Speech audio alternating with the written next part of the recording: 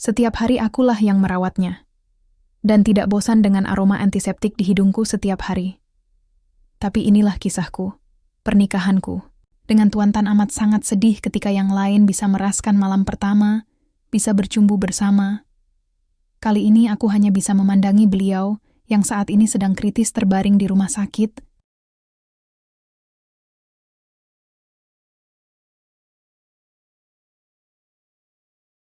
Di sebuah rumah sakit di Taipei, Taiwan, aroma antiseptik yang menusuk hidung sudah menjadi bagian dari kehidupan sehari-hari Sri. Perempuan asal Cilacap, Jawa Tengah, ini sudah 3 tahun mengabdikan diri sebagai perawat pribadi untuk Tuan Tan, seorang pengusaha manufaktur yang terbaring koma akibat kecelakaan mobil tragis. Hidupnya berputar di sekitar infus, bunyi monoton monitor jantung, dan keheningan yang menyesakkan di ruang rawat VIP. Setiap hari, Sri menyeka tubuh Tuan Tan, mengganti perban, dan memastikan semua alat medis berfungsi dengan baik. Di balik seragam, perawatnya yang rapi, Sri menyimpan beban berat.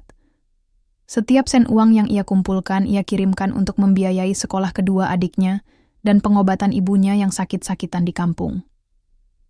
Rasa rindu pada masakan ibunya, guyonan bapaknya, dan kehangatan tanah Jawa seringkali menyelimuti hatinya, menciptakan lubang kosong yang tak bisa diisi.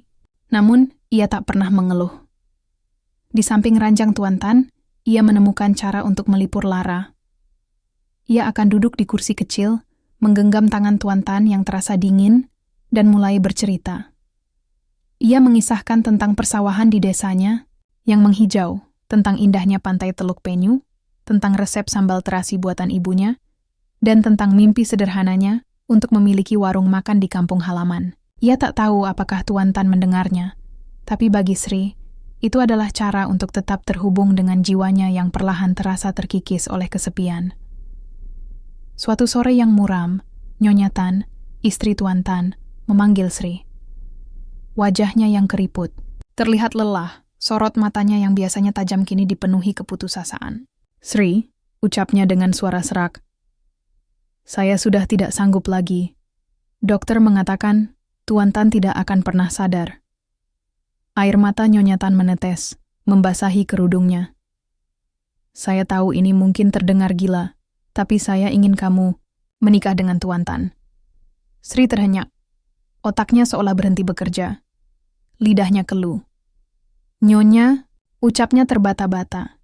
Pikirannya dipenuhi kebingungan dan ketidakpercayaan. Nyonya Tan memegang kedua tangan Sri dengan erat. "Saya melihat bagaimana kamu merawatnya, Sri. Dengan hati, bukan hanya dengan kewajiban. Kamu adalah satu-satunya yang selalu ada di sampingnya, berbicara dengannya, seolah dia bisa mendengarmu. Kamu memiliki hati yang tulus." Nyonya Tan menjelaskan bahwa mereka tidak memiliki anak, dan ia sendiri sudah terlalu tua dan sakit-sakitan untuk mengurus suaminya selamanya. Pernikahan ini bukan tentang cinta, melainkan tentang tanggung jawab dan masa depan.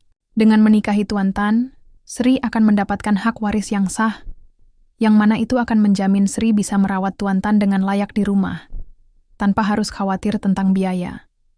Sebuah warisan yang juga bisa menjadi jembatan bagi Sri untuk mewujudkan semua impiannya dan membahagiakan keluarganya di Indonesia.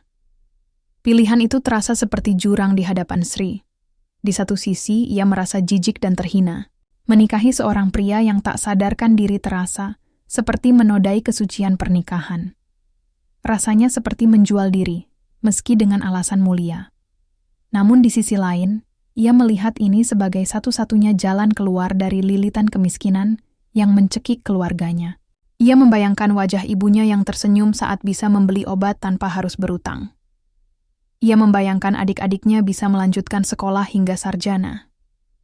Keputusan itu tidak hanya akan mengubah hidupnya, tetapi juga masa depan keluarganya. Setelah malam-malam tanpa tidur dan tangis dalam diam, Sri akhirnya membuat keputusan terberat dalam hidupnya. Ia mengangguk pelan, air mata mengalir membasahi pipinya. "Saya bersedia, Nyonya." Janji yang ia ucapkan bukan untuk cinta, melainkan untuk sebuah harapan, sebuah janji di ujung hati yang ia persembahkan untuk keluarganya. Pernikahan itu akhirnya terjadi. Sebuah upacara yang sunyi dan jauh dari kemeriahan, dilangsungkan di kamar rawat Tuan Tan yang steril. Sri mengenakan gaun putih sederhana yang dibelikan Nyonya Tan, sementara Tuan Tan tetap terbaring tak bergerak di ranjangnya. Saksi pernikahan mereka hanyalah Nyonya Tan dan seorang notaris yang membacakan perjanjian dengan suara datar. Tidak ada sorak-sorai, tidak ada tawa, hanya keheningan yang kaku dan tegang. Jari-jari Sri yang dingin dan gemetar dipasangi cincin kawin, sebuah simbol ikatan yang terasa asing dan hampa. Sejak saat itu, status Sri berubah dari seorang perawat menjadi Nyonya Tan. Ia kini resmi menjadi istri dari seorang pria yang bahkan tak menyadari kehadirannya. Hidup Sri berubah drastis, namun pada saat yang sama, terasa sama. Ia pindah dari kamar perawat yang kecil dan sederhana ke rumah megah Tuan Tan yang dipenuhi perabotan antik dan lukisan-lukisan mahal. Namun, kemewahan itu terasa kosong. Sri menghabiskan hari-harinya di antara ruangan-ruangan besar yang sepi, ditemani oleh para pelayan yang menatapnya dengan rasa ingin tahu dan curiga. Setiap pagi, ia tetap pergi ke rumah sakit. Ia tetap merawat Tuan Tan dengan telaten dan penuh perhatian, namun ada perbedaan yang mendalam. Ia tidak lagi hanya melakukan tugasnya sebagai perawat, ia kini adalah seorang istri. Perasaannya campur aduk. Terkadang ia merasa bersalah, seolah ia mengambil keuntungan dari situasi tragis ini. Di lain waktu, ia merasa sedih dan kesepian. Ia sering duduk di samping ranjang Tuan Tan, memegang tangannya yang dingin, dan menatap cincin pernikahan yang berkilauan di jari mereka. Apakah ini benar? Bisik hatinya. Ia sering menceritakan hal itu pada Tuan Tan, seolah meminta pendapatnya. Tuan, mereka bilang ini adalah jalan terbaik, tapi saya tidak tahu, ucapnya, air mata menetes. Tantangan terbesar datang dari keluarga besar Tuan Tan. Mereka tidak setuju dengan pernikahan ini dan terang-terangan menunjukkan ketidaksukaan mereka. Mereka menuduh Sri sebagai seorang penipu yang hanya mengincar harta Tuan Tan. Mereka datang ke rumah, membuat keributan, dan menyebarkan desas-desus. Lihatlah dia, perawat miskin itu tiba-tiba menjadi nyonya besar, ejek salah satu kerabatnya. Tuduhan itu bagaikan belati yang menusuk hati Sri. Ia ingin membela diri, menjelaskan semua yang terjadi, tetapi ia tahu tidak ada yang akan percaya. Ia hanya bisa menelan kepedihan itu sendirian, sambil terus meyakinkan dirinya bahwa ia melakukan ini demi kebaikan keluarganya. 1 tahun berlalu dalam kesunyian dan penantian. Kehidupan Sri tetap sama, hanya saja kini ia lebih sering merasa sendiri, terkucilkan, dan lelah batin. Di tengah semua itu, ia tetap merawat Tuan Tan dengan hati. Hubungan aneh mereka, yang dibangun di atas kesepakatan dan kepasrahan, perlahan-lahan membentuk sebuah ikatan yang tak terdefinisikan. Tuan Tan mungkin tak sadar, tapi bagi Sri, ia adalah satu-satunya orang yang bisa ia ajak bicara. Satu-satunya yang menjadi saksi bisu atas semua perjuangannya di negeri orang. Ia menemukan ketenangan dalam keheningan Tuan Tan, dan seiring waktu, rasa belas kasihan dan tanggung jawab itu perlahan-lahan berkembang menjadi sesuatu yang lebih dalam.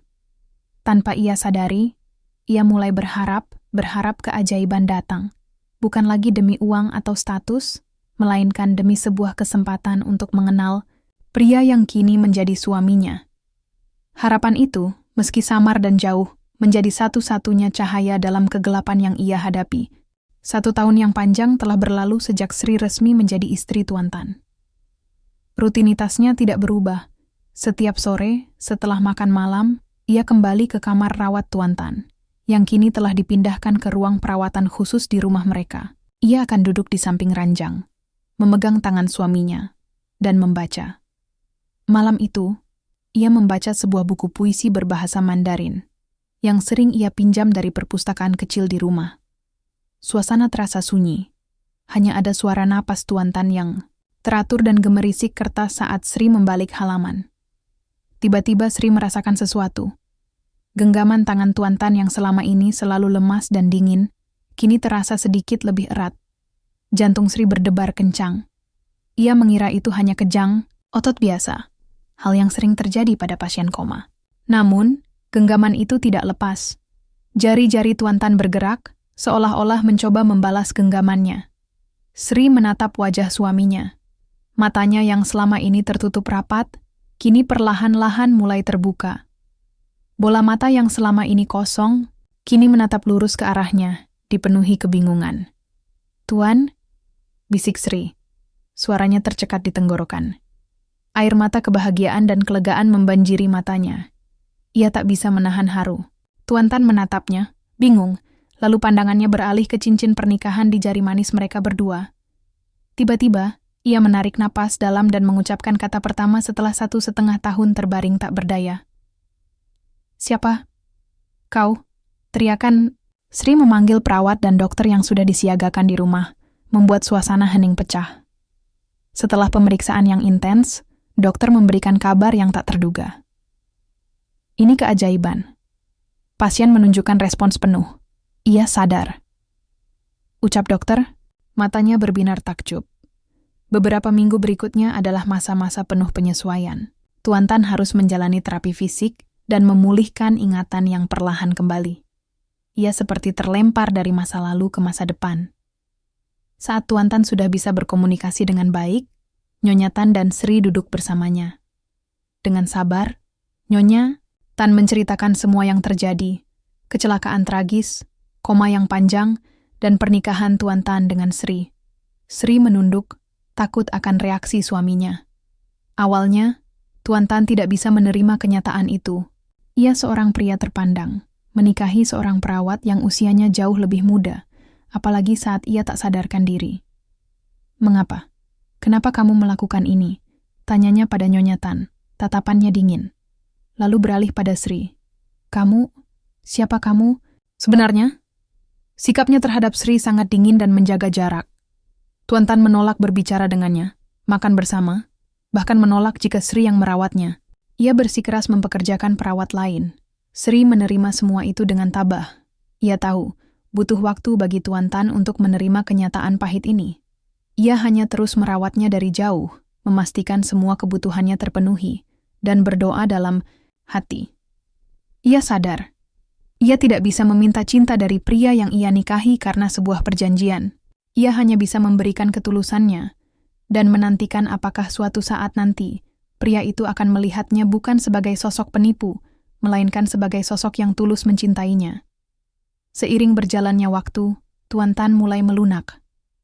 Ia melihat bagaimana Sri membela dirinya di depan keluarga besarnya, yang datang silih berganti untuk menuntut warisan. Ia menyaksikan bagaimana Sri dengan sabar dan santun menanggapi tuduhan-tuduhan yang menyakitkan. Ia melihat bagaimana Sri mengurus rumahnya, memastikan semua berjalan dengan baik, dan tetap merawat Nyonya Tan yang kini sakit-sakitan. Pada suatu malam, ia tidak sengaja mendengar Sri berbicara dengan ibunya melalui telepon. "Ibu, aku tidak apa-apa di sini." Tuan Tan sudah sadar, dan dia pria yang baik. "Aku akan terus menjaganya, Bu. Jangan khawatirkan aku." Ucapan itu menyentuh hati Tuan Tan yang selama ini membeku.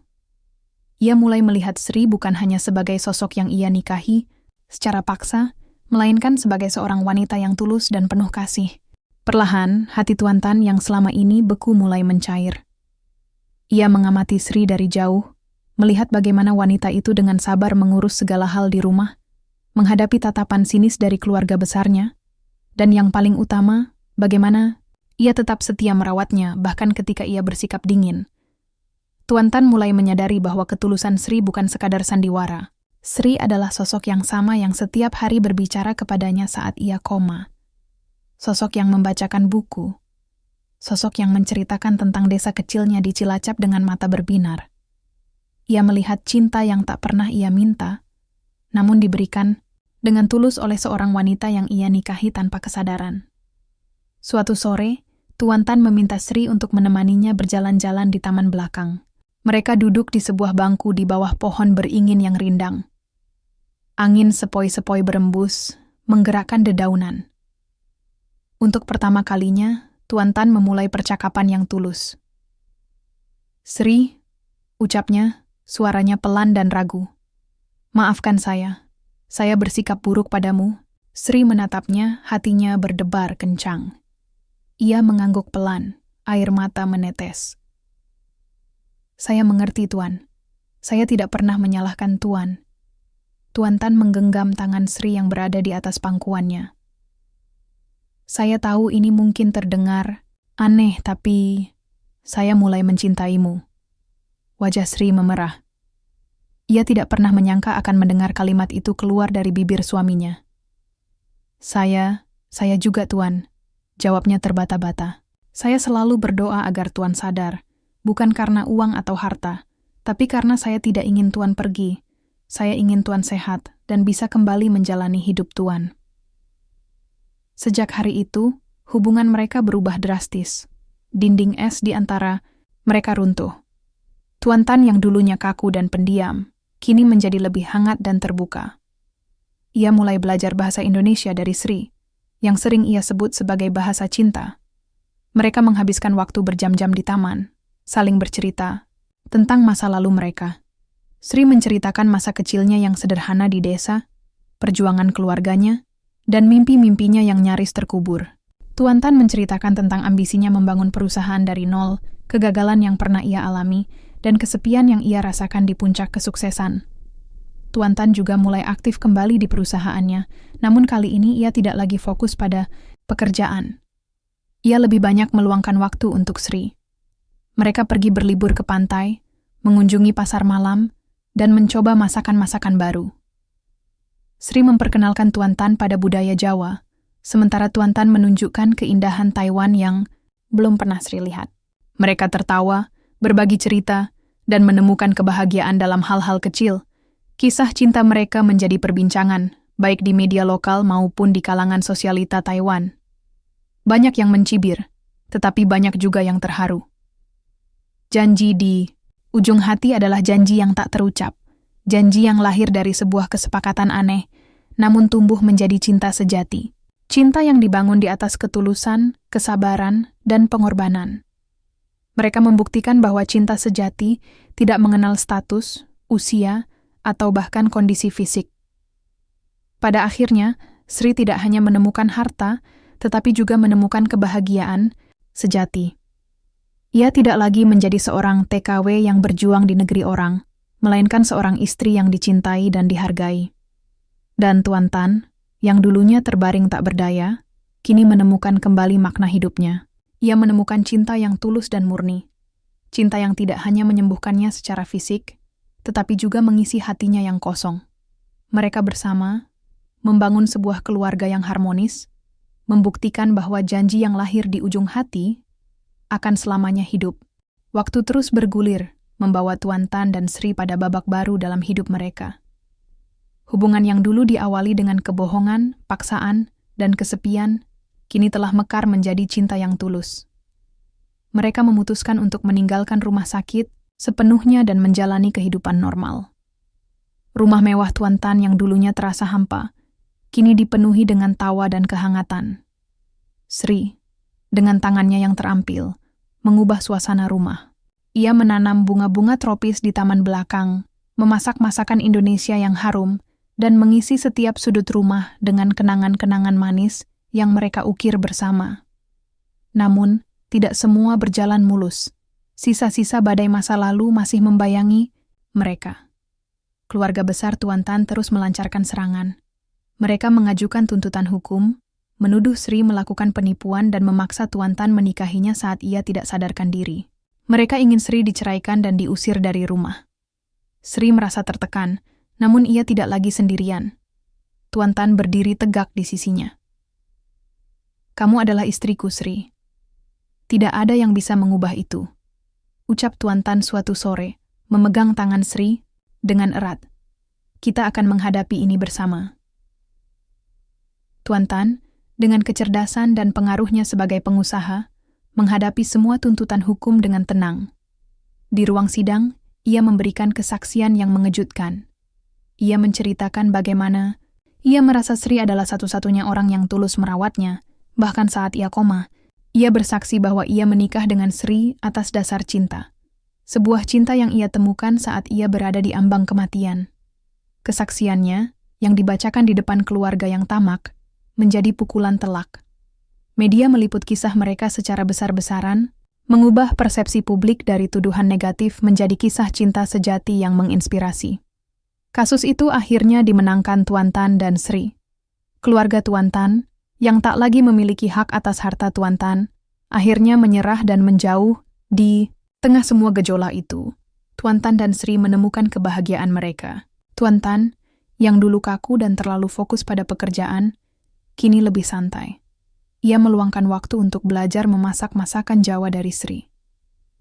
Di dapur, mereka sering tertawa saat Tuan Tan salah mengucapkan nama-nama bumbu.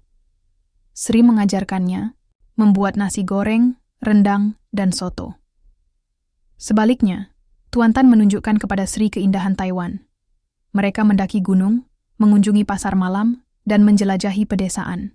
Mereka menemukan kesenangan dalam setiap momen yang mereka habiskan bersama, membangun kenangan yang akan mereka hargai selamanya. Sri juga akhirnya bisa pulang ke Indonesia. Tuan Tan menemaninya. Mereka disambut hangat oleh keluarga Sri di Cilacap. Tuan Tan yang kaya raya dan terpandang tidak segan-segan berbaur dengan keluarga Sri yang sederhana. Ia makan nasi dengan lauk sederhana, duduk bersila di lantai, dan mendengarkan cerita-cerita tentang masa kecil Sri. Sri merasa sangat bahagia. Ia akhirnya bisa memperkenalkan Tuan Tan kepada orang-orang terpenting dalam hidupnya. Di Cilacap, Sri dan Tuan Tan memulai proyek baru. Dengan dukungan Tuan Tan, Sri membangun sebuah pusat pelatihan untuk para pekerja migran. Tujuannya adalah untuk memberikan para pekerja migran pendidikan dan keterampilan yang diperlukan, sehingga mereka bisa mendapatkan pekerjaan yang lebih baik di luar negeri tanpa harus menghadapi penipuan dan kesulitan yang pernah dialami Sri. Proyek ini mendapat sambutan baik dari pemerintah Indonesia dan Taiwan. 5 tahun kemudian, Sri dan Tuan Tan dikaruniai seorang putri. Mereka menamainya Rindu. Kehadiran Rindu membawa kebahagiaan yang tak terlukiskan bagi Tuan Tan dan Sri. Mereka menjadi keluarga yang utuh, sebuah keluarga yang dibangun di atas dasar cinta yang murni dan pengorbanan yang tulus. Kisah Sri dan Tuan Tan menjadi inspirasi bagi banyak orang.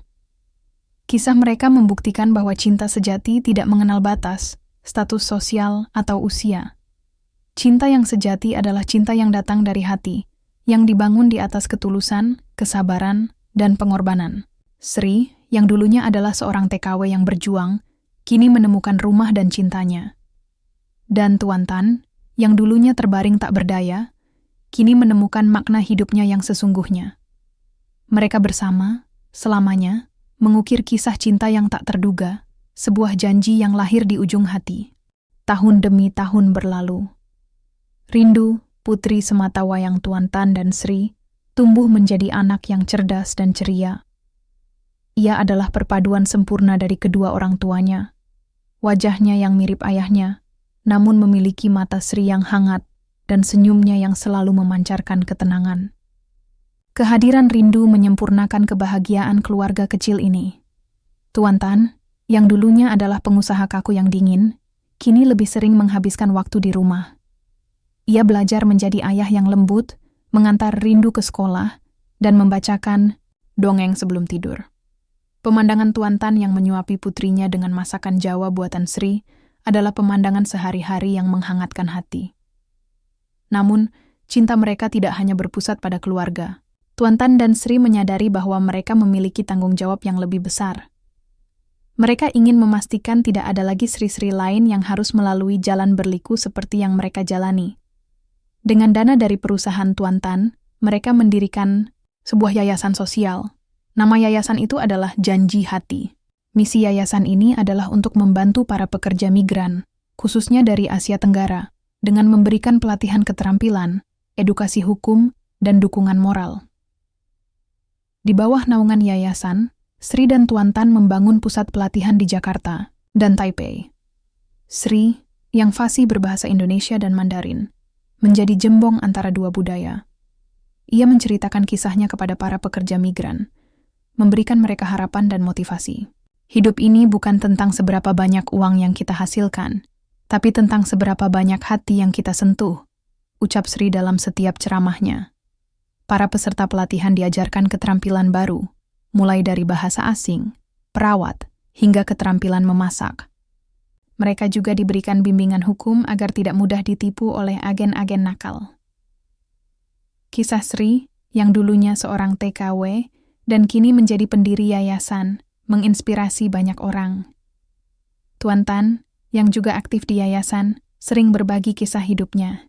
Ia menceritakan bagaimana cinta Sri telah mengubahnya, menyembuhkan jiwanya, dan memberikan makna baru dalam hidupnya. Kisah mereka bukan lagi tentang kekayaan atau status, melainkan tentang pengorbanan dan cinta yang tulus. Suatu hari, saat Rindu sudah beranjak remaja, ia bertanya kepada Sri, "Ibu, bagaimana ibu bisa mencintai ayah saat dia masih sakit?" Sri tersenyum lembut, mengelus rambut putrinya. "Nak, cinta itu datang dari hati. Ibu tidak mencintai ayah karena dia kaya, tapi karena dia adalah orang yang baik. Ibu melihat ketulusannya, bahkan saat dia tidak bisa berbicara. Cinta itu seperti benih, dia bisa tumbuh di tempat yang tak terduga." Di usia senja, Tuan Tan dan Sri sering menghabiskan waktu di taman rumah mereka. Mereka berdua sudah tidak muda lagi, rambut Tuan Tan sudah memutih, dan wajah Sri sudah dipenuhi kerutan. Namun cinta mereka tetap membara. Mereka duduk berdampingan, berpegangan tangan, mengenang kembali perjalanan cinta mereka yang tak biasa. "Sri," ucap Tuan Tan suatu sore, "dulu aku pikir hidupku akan berakhir di ranjang rumah sakit, tapi kamu datang dan memberiku kesempatan kedua. Terima kasih telah menepati janji di ujung hatimu." Sri tersenyum, matanya berkaca-kaca. "Janji itu bukanlah untukmu, Tuan. Janji itu untuk keluargaku. Tapi di tengah perjalanan itu, janji itu berubah menjadi cinta yang abadi." Kisah Janji di Ujung Hati bukan hanya cerita tentang seorang TKWW yang menikah dengan majikannya. Ini adalah kisah tentang pengorbanan, kesetiaan, dan kekuatan cinta yang mampu menembus batas-batas logis. Ini adalah kisah tentang seorang wanita yang menemukan takdirnya di tempat yang paling tidak terduga, dan seorang pria yang menemukan cinta sejati di ambang kematian. Warisan cinta mereka tidak hanya berupa harta benda, tetapi juga sebuah yayasan yang terus membantu orang lain, sebuah bukti nyata bahwa cinta yang tulus adalah warisan paling berharga yang bisa diberikan kepada dunia.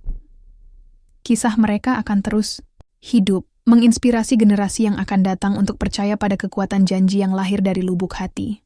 Beberapa dekade telah berlalu sejak Tuan Tan dan Sri memulai babak baru dalam hidup mereka. Rindu kini telah menjadi seorang wanita dewasa yang sukses, mengikuti jejak orang tuanya dalam memimpin Yayasan Janji Hati.